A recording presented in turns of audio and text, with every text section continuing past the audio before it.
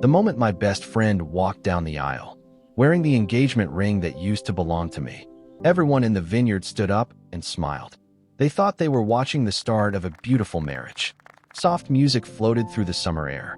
White chairs lined the rows of green grass. Sunlight filtered through the vineyard vines, turning the entire place into something that looked like a scene from a romantic movie.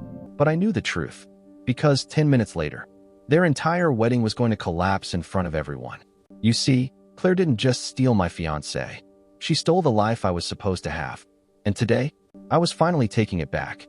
Now, before I tell you how this wedding turned into a disaster no one in that vineyard will ever forget, take a second to like the video and subscribe to the channel if you enjoy stories about betrayal, revenge, and the moments when the truth finally catches up with people. Because what happened at this wedding didn't start today. It started 3 years ago, back when Claire was still my best friend. We met during our first week of university. I was standing outside the economics building looking completely lost with a campus map in my hands. Claire walked up beside me, glanced at the map, and said, "You know that thing is upside down, right?" I remember laughing awkwardly and flipping the map around.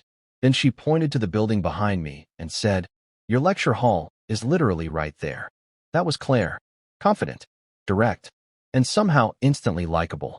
We ended up sitting beside each other in class that day, mostly because neither of us knew anyone else yet. By lunchtime, we were eating cheap noodles together and talking like we'd known each other for years. Claire had this energy that pulled people in. Professors remembered her name. Strangers opened up to her. Waiters stayed at our table longer than necessary just to keep talking. Meanwhile, I was quieter, more reserved. But somehow the friendship worked.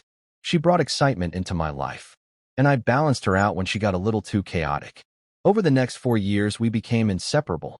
Late-night study sessions that turned into conversations about life. Road trips with terrible playlists and gas station snacks.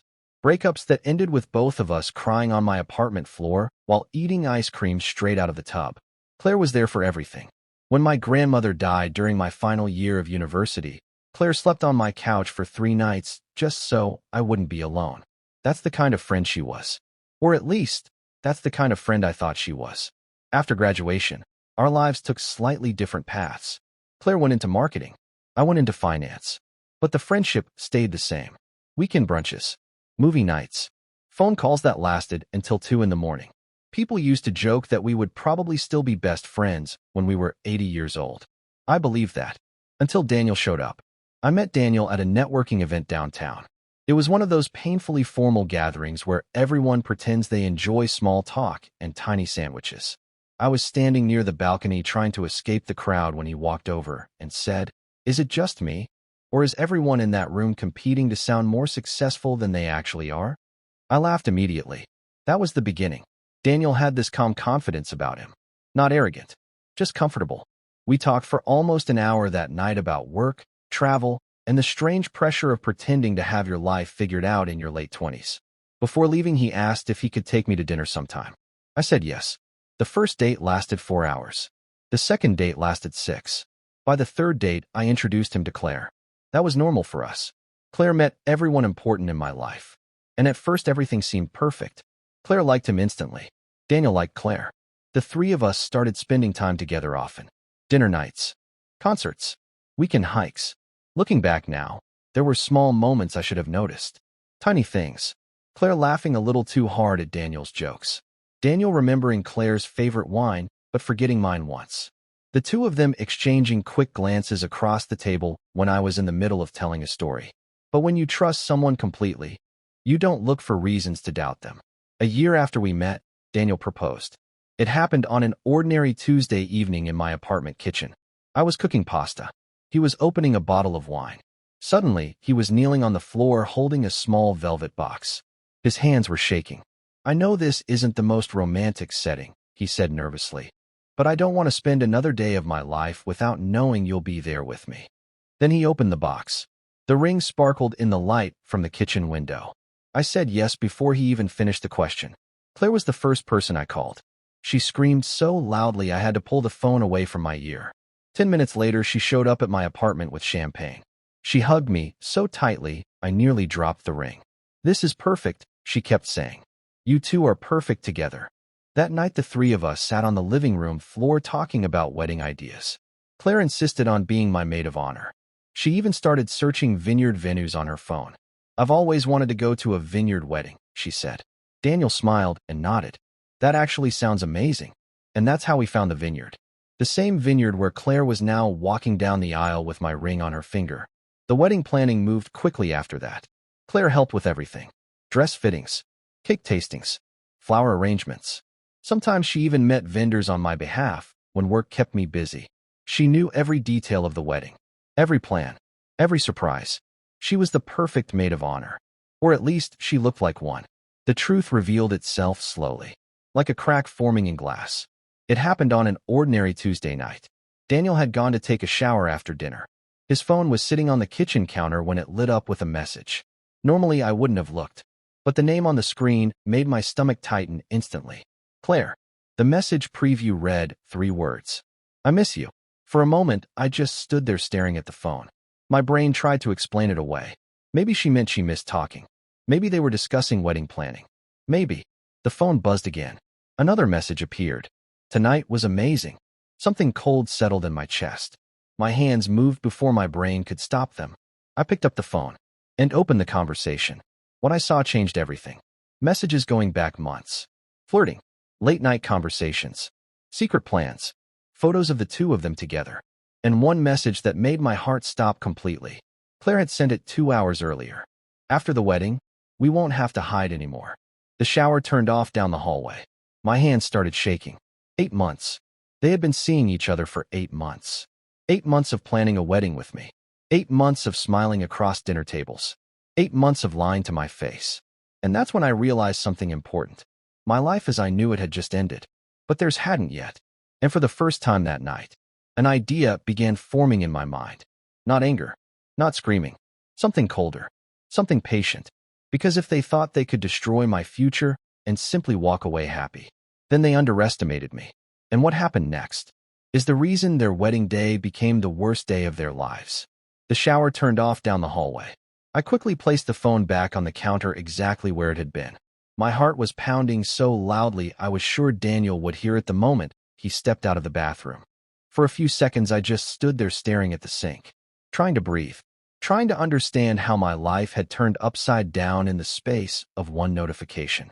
When Daniel walked back into the kitchen a minute later, his hair was still damp from the shower. He smiled at me like nothing in the world had changed, like the last 8 months of lies didn't exist. "Everything okay?" he asked casually while reaching for his phone. I nodded. "Yeah, just thinking about work." He unlocked the phone and glanced at the screen. If he noticed that the messages had already been opened, he didn't show it. He slipped the phone back into his pocket. Then he walked over and kissed my forehead. And that was the moment something inside me quietly broke. Because the man who was supposed to marry me in 3 months had just kissed me like everything was normal. Like he wasn't secretly planning a future with my best friend. I wanted to scream. I wanted to throw the phone at the wall. I wanted to ask him how he could look me in the eye and lie so easily. But I didn't. Instead, I finished cooking dinner. We sat at the table and ate pasta like we did almost every night. Daniel talked about work, about a new project his company was starting, about how stressful the next few weeks might be. I nodded and listened, and the entire time I kept thinking about the message I had read. "After the wedding, we won't have to hide anymore." The words kept echoing in my head. That night, I barely slept. Daniel fell asleep quickly beside me, breathing steadily while I stared at the ceiling in the dark. I replayed every moment of the past 8 months in my mind. Every dinner, every weekend, every smile, every time Claire had hugged me and asked how wedding planning was going. Suddenly those memories looked different. What I once saw as friendship now looked like performance. What I once saw as support now looked like deception. And the worst part? I still didn't know the full truth. So the next morning I did something I had never done before. I started paying attention. For the next 2 weeks, I watched Daniel carefully. The way he checked his phone. The way he sometimes stepped outside to take calls. The way he smiled at certain messages. Once you know someone is lying to you, the signs become impossible to ignore. I also started noticing Claire differently. She texted me constantly during those weeks, asking about dress fittings, talking about flower arrangements, sending links to wedding decorations. Every message sounded excited, supportive, friendly. But now I knew the truth hiding underneath those words. She wasn't planning my wedding. She was planning hers. One evening, Claire invited me out for drinks.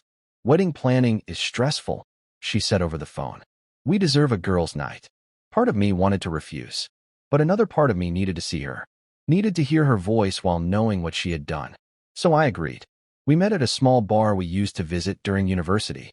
Claire arrived first and waved when she saw me walk in. She looked exactly the same as always.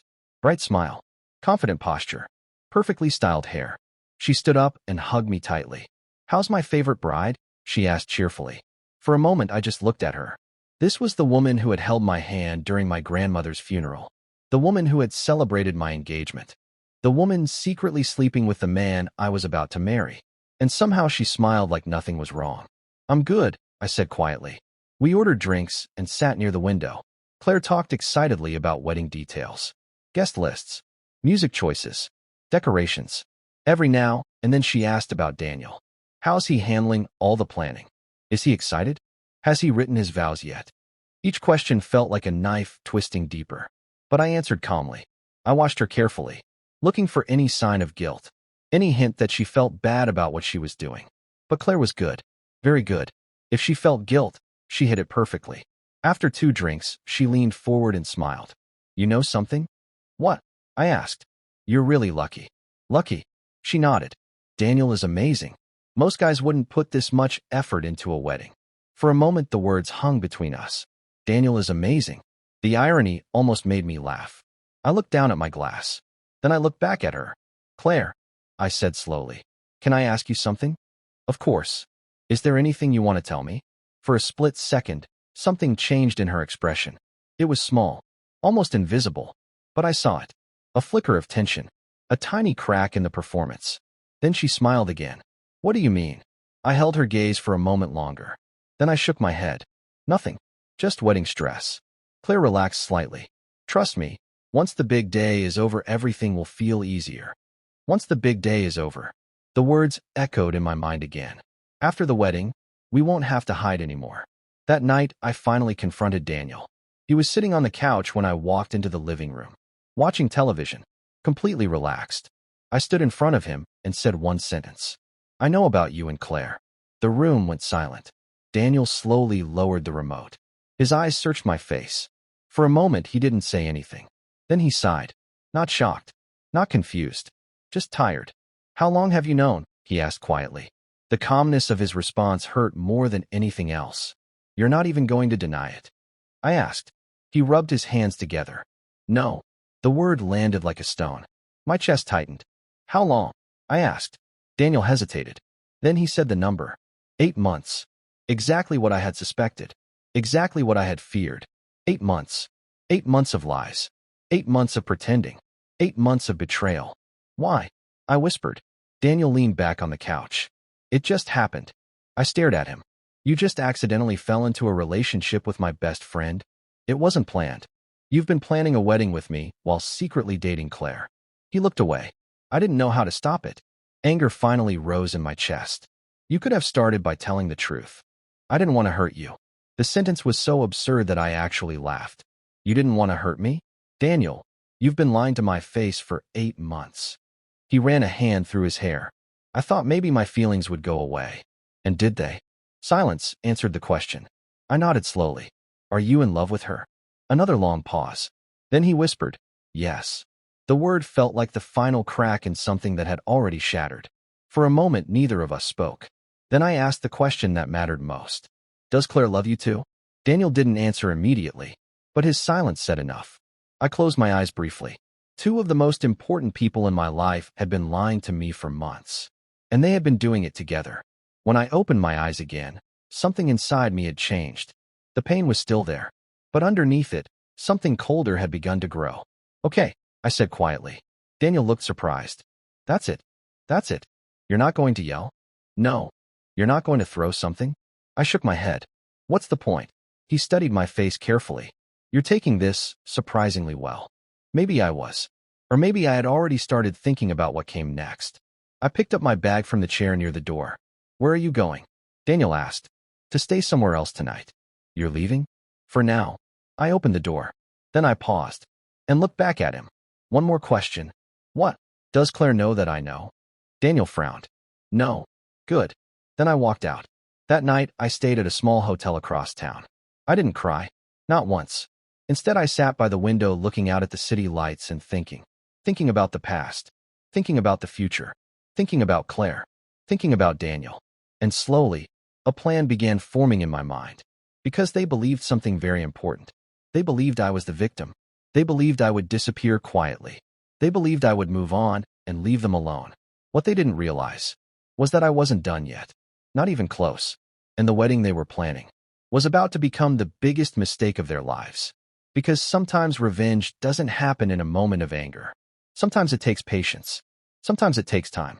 And sometimes it takes the perfect day, like a beautiful wedding in a quiet vineyard, where everyone is watching, and the truth finally decides to show up. I checked out of the hotel the next morning just after sunrise. The city was quiet at that hour. The streets looked softer, almost peaceful, like nothing bad had ever happened in them. But inside my head, everything was different. The life I thought I was building had ended the moment I opened Daniel's phone. And now I had a choice. I could walk away, disappear, let them build their new relationship while I slowly tried to rebuild my life somewhere else. Or I could make sure the truth followed them wherever they went. For the first few days after leaving Daniel's apartment, I stayed with a co-worker named Melissa. I told her the engagement was over. I told her Daniel had cheated. But I didn't tell her who he cheated with. Not yet. The less people knew, the better. Daniel texted me several times that week. At first, the messages were apologetic. I'm sorry things happened this way. I never meant to hurt you. We should talk when things calm down. I didn't respond. A few days later, the messages changed. Claire is going to tell you everything. We didn't plan for it to happen like this. I hope someday you can forgive us. That message actually made me laugh. Forgive us. As if betrayal was a group project. Claire eventually called me too. I watched the phone ring while her name flashed across the screen. My thumb hovered over the answer button. Part of me wanted to hear what excuse she would give. Part of me wanted to scream at her. But instead, I let the call go to voicemail. Then I blocked the number. Silence was more powerful than anger. Over the next few weeks, the truth about my broken engagement slowly spread through our social circle. Most people assumed Daniel had cheated with someone from work. Some assumed we had simply grown apart. No one suspected Claire. And that was exactly what I wanted. Because revenge works best when no one sees it coming. 2 months later, I heard the news. Claire and Daniel were officially together. The information reached me through a mutual friend who called to check on me. I know this is going to sound awful, she said carefully. But I thought you should hear it from me instead of someone else. Hear what? I asked calmly. There was a short pause. Daniel and Claire are dating. I looked out the window of my apartment. Cars moved slowly through the evening traffic below. The world kept turning. People kept living their lives. Okay, I said. You're okay? Yeah. The silence on the other end of the phone told me she didn't believe that. But it didn't matter. Because by then I had already started preparing. You see, once the shock of betrayal fades, something interesting happens. Your mind becomes very clear, very focused. And suddenly the past begins to look different. Details you ignored before start to stand out. Moments you once trusted begin to feel suspicious. So I went back. Not physically, but mentally. I replayed every memory involving Daniel and Claire. And slowly, the truth began filling in the gaps. There had been warning signs everywhere. Little things. Claire insisting on helping with wedding vendors, even when she didn't need to. Daniel occasionally canceling plans because of late meetings. Claire texting me late at night, asking random questions about the wedding schedule. At the time, it all seemed harmless. Now it looked like coordination. And that's when I realized something important. If their relationship had lasted 8 months while I was engaged to Daniel, then there had to be proof somewhere. Messages, photos, receipts, secrets. People who betray you always believe they're smarter than they are. They think deleting a few messages erases the past. But the past has a funny habit of leaving traces. I started with the easiest place. Social media. Claire and Daniel hadn't announced their relationship publicly yet. But that didn't stop them from interacting online. Likes, comments, subtle posts that looked innocent unless you knew what to look for. Within a week, I had screenshots of dozens of small interactions between them dating back nearly a year. Nothing shocking, but enough to start building a timeline. Next came mutual friends. People talk, especially when they think you're the victim. One friend casually mentioned seeing Daniel and Claire together at a restaurant months before the engagement ended. Another remembered a party where they had disappeared for almost an hour. Every small detail added another piece to the puzzle. But I still needed something stronger. Something undeniable. That opportunity came from an unexpected place. 3 months after the breakup, Claire announced her engagement. To Daniel. I found out through a photo posted online. Daniel kneeling on one knee. Claire covering her mouth in surprise. A caption that read, "Sometimes love finds you when you least expect it." The comments were full of congratulations. People calling them the perfect couple. People talking about fate. I stared at the photo for a long time. Then I noticed something. The ring. It looked familiar. Not identical to the one Daniel had given me, but similar. Very similar. Which meant something interesting. Daniel had proposed to Claire less than 3 months after ending our engagement. People don't move that fast unless the relationship already exists. Which meant their story about falling in love after the breakup was a lie. And lies always leave evidence behind. That's when the real work began. Over the next several months, I quietly collected everything I could find. Screenshots, witness accounts, photos from social media, and eventually, something much bigger. A security recording from a small boutique hotel downtown. I found it through someone who used to work there. The footage showed Daniel and Claire entering the building together late one evening. The date stamp caught my attention immediately. It was the night before Daniel proposed to me. That video alone told the whole story. But I didn't use it. Not yet. Because revenge isn't about acting quickly. It's about timing. And I was waiting for the perfect moment. 6 months after their engagement announcement, Claire posted another update. Wedding date. Summer. At a vineyard. I almost laughed when I read it. Because it was the exact same vineyard Daniel and I had chosen. The same one Claire had helped me find. Apparently, she liked the venue so much, she decided to use it herself. That was the moment I knew. The universe had just handed me the perfect stage. A wedding. Full of guests. Family. Friends. Everyone watching. Everyone believing the beautiful story they had created. All I had to do was make sure the truth arrived on time. So I started preparing. The invitations went out 3 months before the wedding. I received one. Of course I did. Claire probably believed sending it would make her look generous. Or maybe she thought I wouldn't show up. Either way, she made a mistake. Because the moment that invitation arrived in my mailbox, my plan officially began. I confirmed my attendance the same day. Claire responded with a short message. "I'm glad you're coming." 3 simple words. As if nothing had ever happened. As if she hadn't destroyed the most important relationship in my life. But that was fine. Because the more normal everything seemed, the less prepared she would be. Over the next few weeks, I finalized the details. I organized the evidence. I contacted the Vineyard staff under the pretense of asking about seating arrangements. I made sure the right people would receive the right information at the right time. Everything had to be precise. Because if even one detail went wrong, the entire plan could fail. Finally, the day arrived. The vineyard looked exactly the same as I remembered. Rows of vines stretching across the hills. White chairs arranged neatly along the grass. Flowers tied to the aisle posts. Guests chatting quietly while waiting for the ceremony to begin. And Claire, walking down the aisle wearing a dress that looked suspiciously similar to the one she once helped me design. The music swelled softly as she approached the altar. Daniel stood waiting for her, smiling, confident, completely unaware of what was about to happen. I sat quietly in the 3rd row, watching, waiting, because in exactly 10 minutes, their perfect wedding was going to fall apart. And this time, everyone would see the truth. Claire reached the altar with the same radiant smile she had used to charm people for most of her life. The violinist finished the final note of the entrance music, and a soft wave of applause moved through the guests. Daniel took Claire's hands. For a moment, they simply stood there looking at each other. If you didn't know the truth, it looked beautiful. The kind of moment people imagine when they think about love stories. The officiant cleared his throat gently and began speaking. "Family and friends, we are gathered here today to celebrate the union of 2 people who found love in an unexpected way." Unexpected. That word almost made me laugh.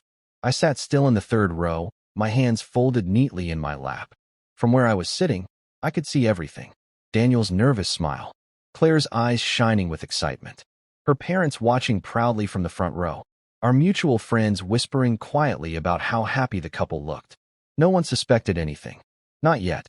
The warm summer breeze moved softly through the vineyard vines behind the ceremony area. The smell of grapes and fresh grass floated gently through the air. It was peaceful, calm, the perfect setting for a wedding or a disaster. The officiant continued talking about love and commitment while Claire leaned slightly closer to Daniel. She looked happy, genuinely happy, and that almost surprised me, because if I had done what she did, I don't think I would have slept well at night. But Claire had always been good at convincing herself that her choices were justified. That was part of her charm, and part of her danger. The officiant eventually reached the part of the ceremony where he invited guests to reflect on the journey that had brought the couple together. Claire's sister wiped tears from her eyes. Someone behind me whispered, "This is so romantic." I checked the time on my phone. 7 minutes. Almost there. Daniel squeezed Claire's hands gently. Then he leaned forward and kissed her knuckles. A few guests sighed quietly. They believed they were witnessing a perfect love story. But the truth about perfect love stories is simple. They rarely begin with betrayal, and they almost never survive exposure. The officiant smiled warmly. "And now we will begin the exchange of vows." Right on cue, Claire's phone buzzed. The sound was faint, hidden somewhere inside the bouquet she was holding. Claire's expression flickered for a moment. Just a tiny change. Daniel noticed it immediately. "What is it?" he whispered.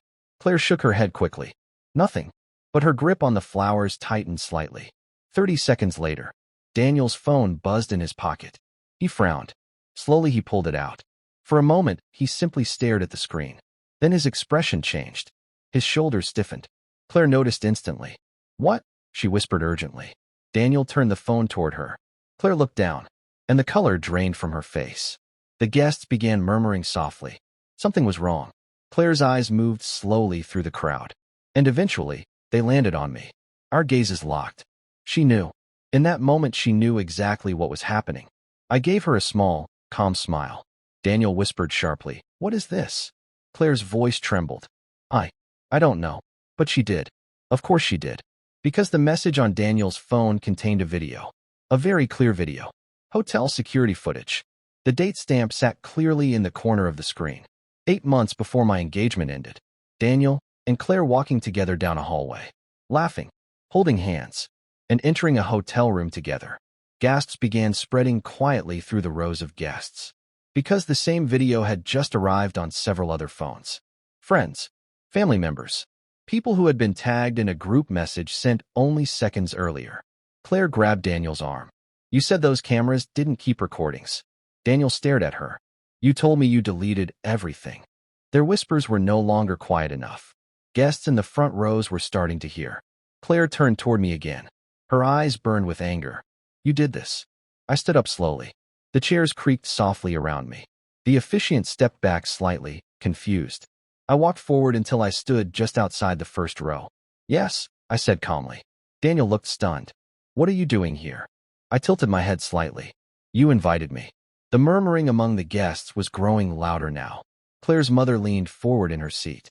"Claire, what is she talking about?" Claire didn't answer. Because the phones were still buzzing. More messages. More screenshots. More evidence. Months of secret conversations. Photos. Dates. Times. Every hidden moment carefully documented. Daniel's face turned pale as he realized what was happening. "You planned this," he said quietly. I nodded. For a long time. Claire stepped away from him. Her breathing had become uneven. "You're insane," she snapped. "No," I said softly. "I'm patient." A man in the second row suddenly spoke up. "Wait, were they together before the engagement ended?" Another guest looked at her phone. "Oh my God," someone else whispered. "This started months before." The whispers turned into open conversation. Shock spread across the ceremony area like wildfire. Daniel looked around at the guests, then back at me. "You're ruining our wedding." I laughed softly. "Daniel, you ruined my wedding first." Silence followed that sentence. Even the wind seemed to pause. Claire's father slowly stood up from his chair. His voice was tense. "Claire, tell me this isn't true." Claire opened her mouth, but no words came out. Because there was nothing left to say. The truth was already sitting in everyone's hands. Daniel ran a hand through his hair. "You could have just moved on," he said bitterly. I looked at him carefully. "Moved on?" "Yes. After you and my best friend spent 8 months lying to my face." He didn't answer. Claire suddenly snapped. "You're obsessed." You couldn't stand that we ended up together. I shook my head. You really think this is about jealousy? She glared at me. Then what is it about? I reached into my bag slowly. The guests watched every movement. This, I said, pulling out a thick envelope. Daniel frowned. What is that? I held the envelope up. Something you probably should have checked before trusting Claire with wedding finances. Claire froze. Completely froze. Her eyes locked onto the envelope like it was a loaded weapon. Daniel noticed immediately. What finances? I slid several printed documents out of the envelope. Bank statements. Transaction records. Copies of vendor deposits. Because while Claire had been helping plan the wedding, she had also been quietly moving money. Small amounts at first, then larger ones. A little here, a little there. Money meant for the wedding vendors. Money that never reached them. Claire whispered my name. Don't. But I continued. You see, Daniel, while the two of you were busy sneaking around behind my back, I held up one of the statements. Claire was also stealing. The vineyard manager stepped forward from the back of the ceremony area. Right on time. He held his own folder, and two police officers followed a few steps behind him. The guests gasped. Claire's breathing turned into shallow, panicked breaths. The manager spoke calmly. Miss Claire Turner, we've been reviewing some financial discrepancies connected to the wedding payments. Daniel slowly turned toward her. You told me the vendors were paid. Claire shook her head desperately. I was going to fix it, but the damage was already done. The officers approached quietly. Claire's voice cracked. You set me up. I met her eyes calmly. No. I paused. You set yourself up. The officer gently took Claire's arm. We're going to need you to come with us. Claire looked around wildly. At her parents. At Daniel.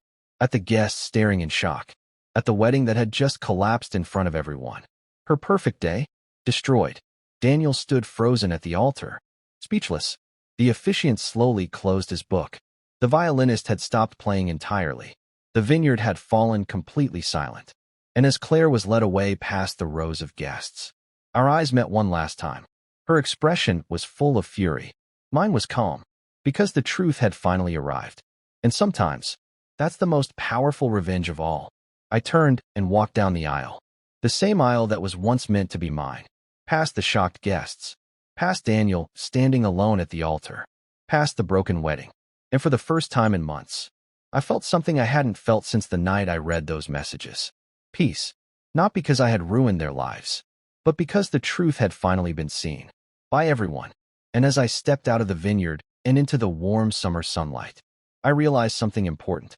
Some betrayals break you, but others teach you exactly how strong you really are. If you stayed all the way to the end of this story, comment "Karma arrived" and where you're watching from below. And don't forget to like, share, and subscribe for more stories about betrayal, revenge, and the moments when the truth finally catches up with people who thought they got away with everything.